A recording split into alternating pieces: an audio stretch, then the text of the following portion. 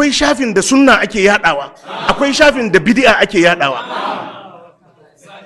Saboda ka duk abin da ya gangaro a wayarka sai ka tsaya mishi, wallahi ba za ka tsira ba, wallahi ba za ka tsira ba. Yadda ka ga a duniyance kai a cikin garinku, a babban birnin garinku akwai anguwan da baka bukatan zama a anguwan, haka ne. Akwai waɗanda baka da bukatan hulɗa da su, akwai shafin da waƙe-waƙe kawai suke sakawa, akwai inda kaɗe-kaɗe kawai suke sakawa.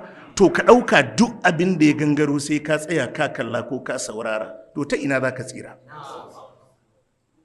Hanyoyin shaiɗan da Allah ya ce karka bin, ta yaya za ka tsallake?